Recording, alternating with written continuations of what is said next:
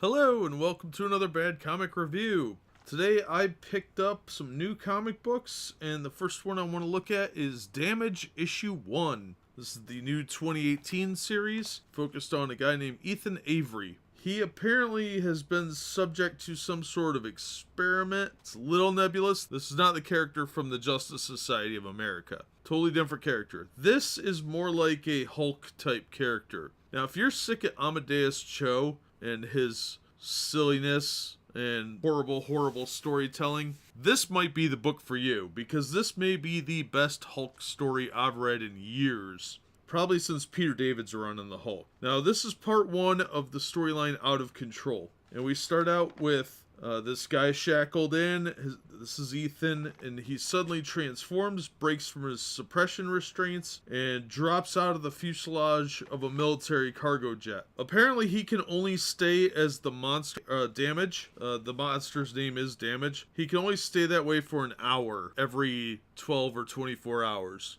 So I'm a little unclear on that. I believe it's every 24 hours, but I'm not positive. Anyway, Major Leggetti goes after him to try and recover him. He's the only one that can get in some armor that looks vaguely like Lex Luthor's 1980s super villain armor, and they have this awesome knockdown drag out. It's a very long, very cool looking fight scene, and this guy Leggetti is jealous. Apparently he thinks he should have been Damage. He wasn't, and Ethan was, and they have a little knockdown where the guy doesn't stand a chance. He just gets the crap kicked out of him, but he doesn't get killed. Damage is gonna kill him, but Ethan is inside of his head, and they can apparently talk to each other, and Ethan has like these little blue outlined word balloons, and Damage has these like blackish ones with different lettering, and they can talk to each other when in the opposite forms. So when Damage form, you can hear Ethan's voice in his head, and vice versa. So instead of killing the guy, he runs off to hide,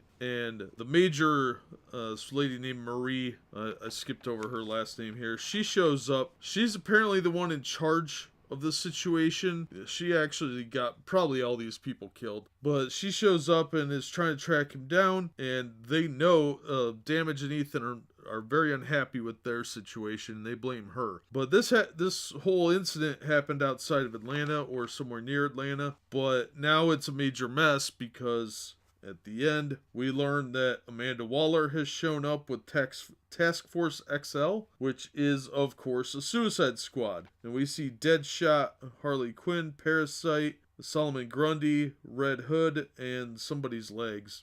Some giant person, who I think is probably the woman from Doom Patrol, but I can't remember. So Amanda Waller, being the giant rude person she is going to hunt down Ethan, but Ethan is transformed back into a human, and he is trying to control the rampaging monster. Man, this was a great issue. It was a lot of fun. It reminded me of the good old days of the inner conflict with Hulk, and Rampage has this kind of weird look. He looks almost like Deathlock used to, this like sort of ape-like hybrid but he's got like this witchblade shoulder thing going on, armor piece. So I don't understand exactly what he's supposed to be, but he looks a little bit like Solomon Grundy in a way, but more simian in nature. It's a very interesting look. So I think they were going for kind of a Deathlock Hulk hybrid look to him, which worked really well. It looked really cool. So I'm excited to see where this book goes. This was a quick read. There was a lot of talking in it too, a fair amount for something as interesting as a rampaging Hulk story. It was a lot of fun, and there's even a little backup preview of Terrifics, which is Mr. Terrific's team, and with Plastic Man and Metamorpho was pictured. There's a girl they call Sapphire, but I think that's actually Rex's girlfriend, Metamorpho's girlfriend.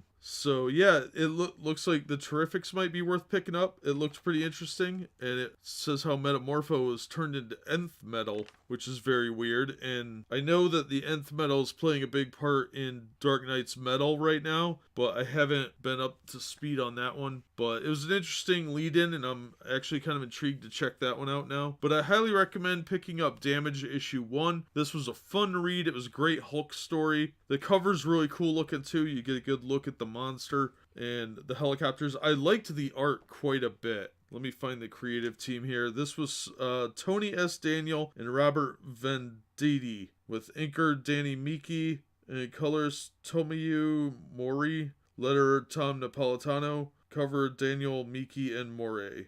Associate editor Jessica Chen. Overall, it was a lot of fun. They did a great job on this. There was a few minor quibbles I had with a couple of the art scenes. Colonel Jonas's neck looks really weird on one page, like her head looks ginormous. While they're surveying the wreckage, a very unattractive looking woman. She's very mannish. I had a hard time even telling that was a woman, quite honestly. But otherwise, everybody else looked really cool. Damage looks really awesome, and this major guy looked really cool too. So it was a fun story. I thought it was a good book, worth the $3 cover price. If you get a chance to check it out, I recommend doing so. In the meantime, that'll do it for this one. As always, thanks for listening, and we hope to see you on the next episode.